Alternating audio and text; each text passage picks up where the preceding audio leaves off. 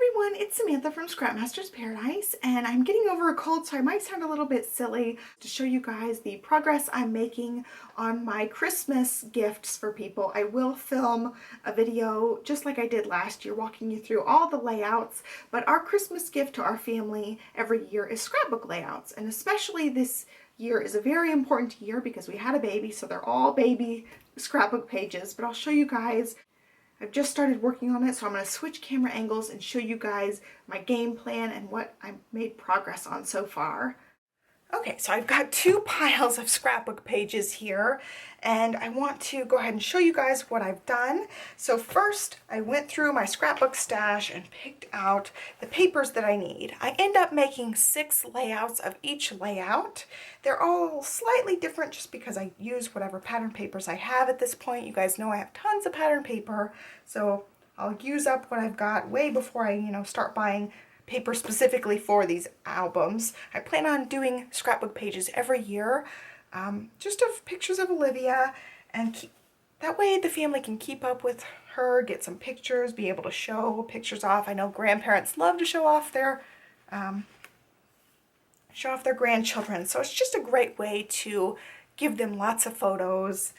So first I just went through and got my pattern papers and my pictures together. So I've got these ones that are from her first bath at home.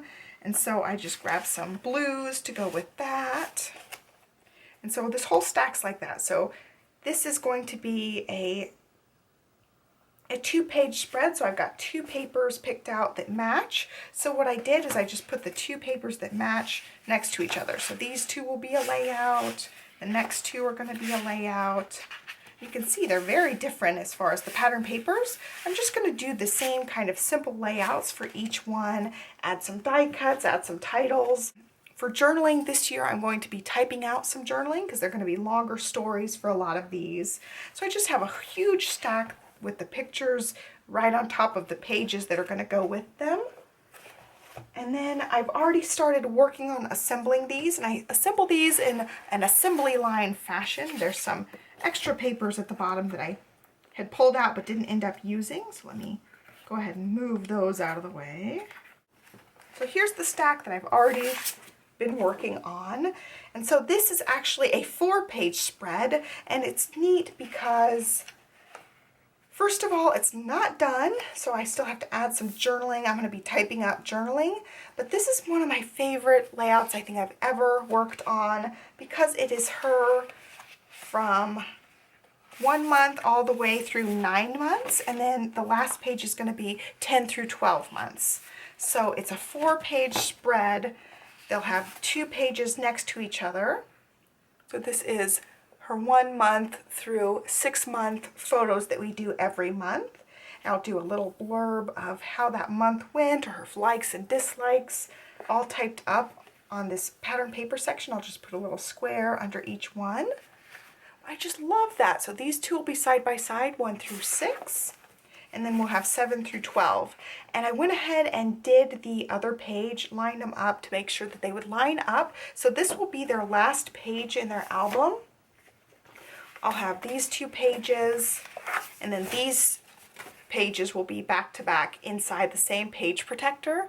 So the 4 through 9 months will be 1 page in a page protector, and this will be their last page that they get for their album. So then next year, their first page that they're going to get in their album is the 10 through 12 page, and something else will be on the back of it.